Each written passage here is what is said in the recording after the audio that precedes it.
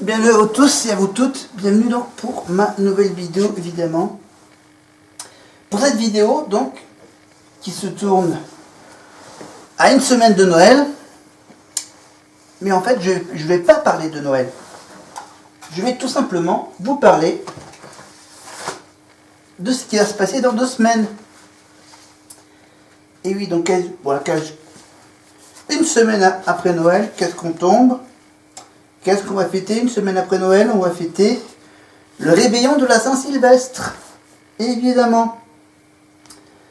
Ma vidéo du jour est consacrée donc à cette fameuse coutume qui consiste à fêter l'arrivée du Nouvel An en veillant jusqu'à minuit, voire même plus, pour fêter la nouvelle année, pour cette soirée du 31 décembre, dernier jour de l'année du calendrier grégorien. Donc voilà, bon, il y a 2 significations. C'est le réveillon de la Saint-Sylvestre, parce que c'est le jour de la Saint-Sylvestre, ou c'est tout simplement, le réveillon du jour de l'an. Dans la plupart des pays, contrairement au réveillon de Noël, qui se fête en famille, celui du jour de l'an se fête généralement avec des amis. Alors moi, pour ce réveillon de 2021, le passage en 2022, normalement, j'ai prévu de la fêter ici dans mon appartement tout seul. Voilà, c'est pas un événement où on est vraiment obligé d'être en famille, mais voilà, on peut éventuellement bien sûr la fêter, voilà, se faire une petite soirée tout seul ou entre amis. Mais bon, moi je ferai évidemment la fête qui suivra celle du jour de l'an. Ça sera évidemment la fête de l'Épiphanie. Je rappelle que la fête de l'Épiphanie, ça sera 24 heures ou 48 heures après le passage avant 2022. Voilà. Ça sera le 2 janvier, le jour de l'Épiphanie. C'est toujours le premier dimanche, mais ça sera une autre histoire que je vous raconterai rapidement. Alors, on revient donc à ce réveillon donc, qui n'est... En revanche, c'est pas le cas dans tous les pays qu'on puisse fêter le passage à la nouvelle année. Notamment au Japon. Au Japon, au Colombie ou en Argentine et en Uruguay. Voilà. Où eux, ils ont un passage au nouvel an un peu spécial. Non? Ah non, Japon, Colombie, Argentine, Uruguay, eux apparemment, ils ont la tradition de la fêter en famille. Et en Russie, voire même dans les autres anciennes républiques soviétiques, le réveillon de la Saint-Sylvestre est fêté en réunissant la famille et les amis. Ça veut dire en gros comité. Là, apparemment, avec le virus du Covid-19, malheureusement, ils vont peut-être pas pouvoir le faire. Déjà, nous, on ne pourra pas le faire normalement également. Et oui, parce que pour ce réveillon du 31 décembre, je ne sais pas si c'est la première fois que ça arrive. Peut-être pas, sans doute pas. Là, malheureusement, il y a le risque d'attraper donc le Covid gravissime. Vacciné ou non vacciné, on va être obligé de fêter le nouvel an sans aucun feu d'artifice. Pas de feu d'artifice. Pas de fête collective dans les rues de Paris. Pas le fameux projection holographique sur l'Arc de Triomphe. Pas de feu d'artifice, pas de l'Arc de Triomphe, le petit spectacle qui dure un quart d'heure, 20 minutes, voire même une demi-heure de l'Arc de Triomphe, avec le décompte affiché sur la façade de ce magnifique monument. Évidemment, c'est vraiment... Il utilise à toutes les sauces. L'Arc de Triomphe, on fait le tour pour la course cycliste, le Tour de France. On l'utilise bien sûr comme arrière-plan pour le défilé du 14 juillet. Et là, on l'utilise évidemment pour le 31 décembre. Oui, ok, d'accord, le 14 juillet, on utilise également la Tour Eiffel. Là, apparemment, pour le 31 décembre, on ne l'utilise pas. La Tour Eiffel. Mais bon, passons. Aujourd'hui, la Saint-Sylvestre est fêtée dans presque tous les pays du monde. il y a quelques exceptions comme l'Arabie Saoudite, où la police religieuse fait respecter le calendrier islamique. Dans certains pays, l'année civile commence le 1er janvier, mais la population préfère fêter le nouvel an traditionnel, comme en Chine continentale évidemment, et en Inde évidemment, avec la fameuse fête qui a lieu, je crois, vers le mois de février, hein, le nouvel an chinois, avec bien sûr les différents animaux qui représentent chaque année, évidemment, l'année du coq, l'année du rat, l'année de la chèvre, l'année... ça sera évidemment un de mes prochains sujets, évidemment, quand ça sera d'actualité, le nouvel an chinois. Voilà, on a bien sûr, c'est la nouvelle l'astrologie chinoise. Voilà, l'astrologie que tout le monde connaît, c'est Gémeaux, Cancer, Capricorne, Lion, voilà. Et donc l'horoscope chinois, donc c'est évidemment le rat, mouton, coq, poule, cochon. C'est autre chose, hein, le nouvel an chinois. Mais faisons le tour, continent par continent. Le tour de ces fameuses festivités du nouvel an. On va commencer par l'Amérique et passons tout simplement dans le Brésil. La nuit du nouvel an, alors je vais essayer de la prononcer, hein, la traduction en Véspera de Año Novo. Véspera de Año Novo est une des fêtes les plus traditionnelles du Brésil. Dans toutes les villes, on tire des feux d'artifice. Ouais, nous on fait pas cette année. Feux d'artifice, donc j'en étais où? Voilà, à minuit donc bien sûr. Et on fait des spectacles musicaux. Non plus, on va pas le faire. Enfin, on va le faire chez nous, devant un écran, on va faire nos petites soirées karaoké. Voilà, ou regarder la TV, à regarder des trucs du nouvel an. Alors, j'en suis où? Voilà, feu d'artifice à minuit et spectacle musical. La fête la plus célèbre est celle de la plage de Copacabana. À Rio de Janeiro, bah oui, la ville de Sao Paulo organise la corrida de la Saint-Sylvestre. Hein, corrida de Sao Silvestre. Ah, il faut vraiment que je rattaque un peu l'espagnol. À travers les rues, entre l'avenue Paulista et le centre-ville. Une corrida. Ah oui, oui, c'est un truc qui existe également dans les pays espagnols.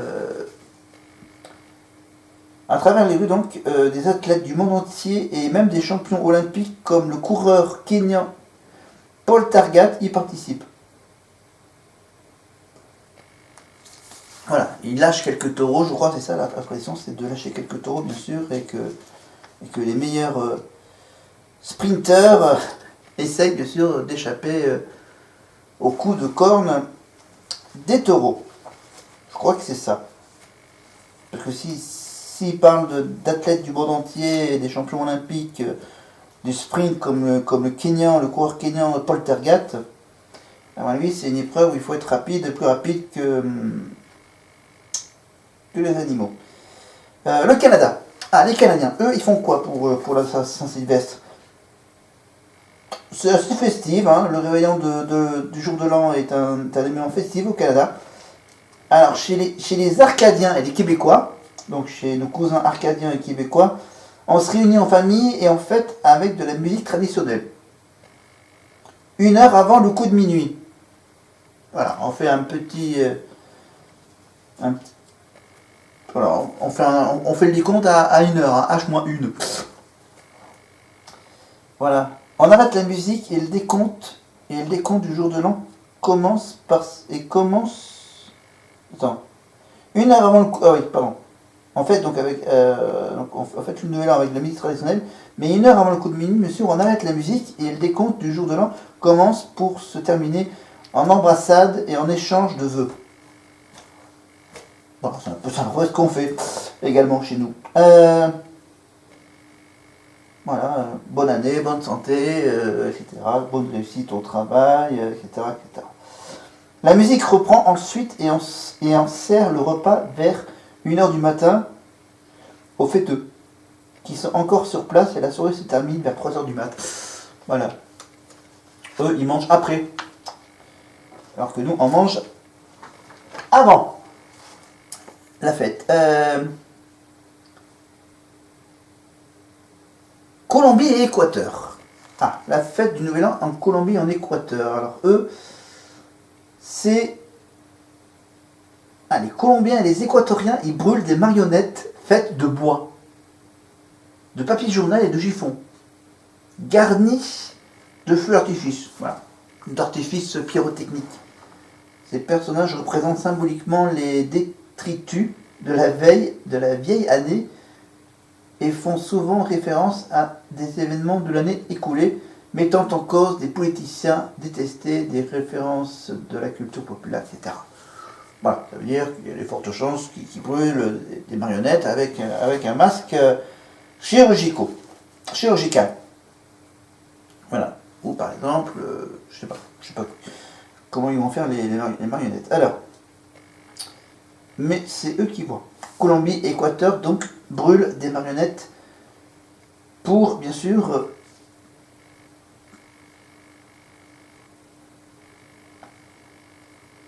voilà, évidemment des marionnettes, donc bois, papier, journal et chiffon, évidemment avec, bien sûr, les feux d'artifice, parce qu'il faut que ça pète, il faut que ça éclate, il faut que ça brûle. Voilà. Voilà, référent à des événements de l'année écoulée. Voilà, de dire, allez hop, on brûle, on oublie l'année qui vient de se passer et on se projette à l'année qui arrive. Passons maintenant au... attends, j'ai pas encore fini, non? Ah ben non, j'ai pas encore fini, mais oui, j'ai encore les Américains. Les Américains, alors là, les Américains, il y a beaucoup de choses à dire sur les Américains. Et la nouvelle année, aux États-Unis, le réveillon du jour de l'an, New Year's Eve, est une fête importante depuis un siècle. La chute de la boule depuis le sommet du numéro 1, en haut du Times Square, à New York, est l'une des principales composantes des cérémonies retransmises en direct à la télévision, bien sûr. Hein, les journalistes du monde entier se réunissent tous autour du Times Square, évidemment, bien sûr. Il y a le fameux décompte, bien sûr, où la boule descend au fur et à mesure que les secondes se passent, évidemment, pour ensuite atterrir sur son réceptacle où il va s'afficher aux environs de minuit. Boum, qu'on est passé en 2022, à l'année suivante. Voilà. C'est assez symbolique, hein, une boule qui s'écoule comme un sablier pour arriver, bien sûr, à un grand feu d'artifice, je crois, c'est ça. Il y a une pluie de confettis qui envahit tout le Times Square. Évidemment, les employés de la ville, bien sûr, vont devoir nettoyer, évidemment, le lendemain matin. Et donc, la boule de cristal qui mesure 2 mètres de diamètre, il faut qu'elle soit visible, hein, de loin, la boule à facettes. Voilà, boule de cristal, ouais, boule à facettes aussi. Hein, faut aussi l'appeler comme ça. Alors, c'est une boule de cristal, apparemment, parce que en fait, il pèse une demi-tonne. La boule. Donc, bon, à mon avis, ça va être un gros boulot. Je pense qu'ils doivent la faire monter grâce à une grue. Voilà. Et donc il pèse une demi-tonne et commence à descendre à 60 secondes de la fin. À 60 secondes au passage de la nouvelle année. Voilà, 60 secondes. Après, je sais pas. Hein. Après, je sais pas de combien de hauteur elle descend et à quelle vitesse elle descend. Et il atteint le sol au pied de la tour à minuit. On la surnomme parfois la grosse pomme. Sympa. Le lien avec le surnom qu'on donne à la ville de New York, bien sûr, la grosse pomme. Voilà. Toute une histoire. Comme la cité elle-même. Cette coutume dérive d'un signal utilisé autrefois pour indiquer minuit dans les ports. De 1982 à 1988, la cité a fait descendre une gigantesque pomme en référence à son surnom. Je savais bien qu'il y avait un lien là-dessus. Et le fameux chant How Long Sign et traditionnellement entonné à minuit évidemment. Je sais même pas si c'est celle qui dit merde. Bon, je vais essayer de la fredonner. Ce n'est qu'un au revoir 2021, ce n'est qu'un au revoir. Je sais pas si c'est cette petite chansonnette ou si c'est All Long Side. Bon, ok. Bon, en sachant que plusieurs communautés religieuses, bien sûr, ont pour habitude de célébrer une veillée à la veille du Nouvel An, les fidèles se rassemblent pour l'office dans la soirée et continuent après minuit. Ils remercient pour les bénédictions de l'année écoulée et prient pour l'année à venir. Alors, ceux qui sont bien sûr religieusement croyants. Cette pratique a probablement pris naissance dans les communautés afro-américaines. Évidemment, avant d'être adoptée par John Wesley, le fondateur du méthodisme.